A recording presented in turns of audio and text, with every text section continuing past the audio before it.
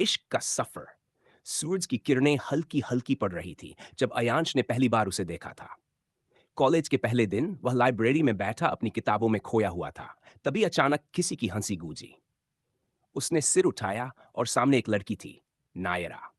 लंबे घुंघराले बाल, आंखों में चमक और चेहरे पर एक मासूमियत जो किसी को भी मंत्रमुग्ध कर दे। पहली मुलाकात में ही अयांश को एहसास हो गया था कि नायरा कुछ अलग थी। वह हर किसी से अलग थी, बेबाक, खुले विचारों वाली और जिंदगी को अपने अंदाज में जीने वाली। मगर अयांश, वह शांत, अपने में खोया रहने वाला लड़का था। शायद यही विरोधाभास उन्हें एक दूसरे के करीब ला रहा था। पहली दोस्ती। कुछ दिनों में ही दोनों के बीच बातचीत शुरू हो गई। नायरा की बातें अक्सर अयांश को हैरान कर देती। वह हर चीज को अलग नजरिए से देखती थी। कभी कभी वह क्लास बंक करके पूरे शहर की गलियों में घूमने की बातें करती, तो कभी लाइब्रेरी में बैठकर घंटों किताबें पढ़ती। अयांश को किताबों से प्यार था और नायरा को जिंदगी जीने से। लेकिन धीरे धीरे दोनों की दुनिया एक दूसरे में घुलने लगी। प्यार की दस्तक। समय बीतता गया और दोस्ती का यह रिश्ता गहराने लगा।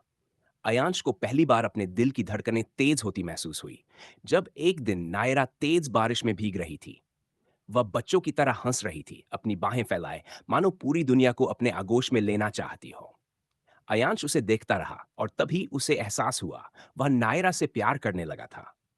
लेकिन उसने कभी कुछ कहा नहीं।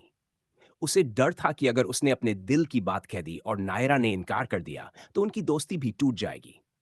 इसलिए उसने अपने जज्बातों को अपने भीतर ही दफन कर दिया।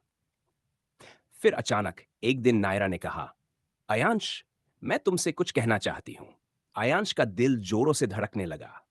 कहीं नायरा को उसके दिल की बात पता तो नहीं चल गई। मैं लंदन जा रही हूं। एक पल के लिए समय ठहर गया। क्या? अयांश की आवाज कांप गई।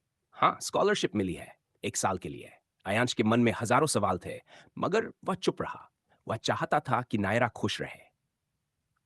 बिछड़ने के बाद, नायरा के जाने के बाद, अयांश का मन कॉलेज में नहीं लगता था। वह हमेशा उसकी यादों में खोया रहता। नायरा ने कई बार मैसेज किए, मगर अयांश ने जवाब देना कम कर दिया। वह खुद को उससे दूर कर रहा था ताकि दर्द कम हो सके।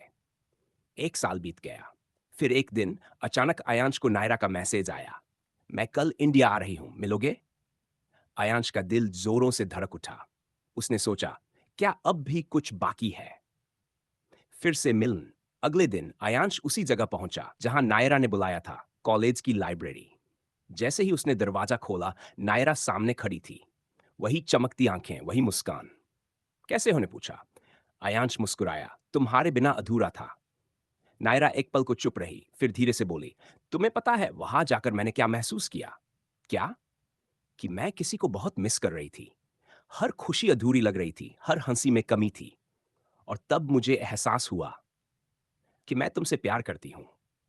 अयांश ने नायरा की आंखों में देखा और पहली बार अपने जज्बात कहने से नहीं डरा। मैं भी, हमेशा से। और उस दिन बारिश फिर से हो रही थी, मगर इस बार वे दोनों साथ थे। बारिश की बूंदों में, प्यार की खुशबू में और एक नए सफर की शुरुआत में।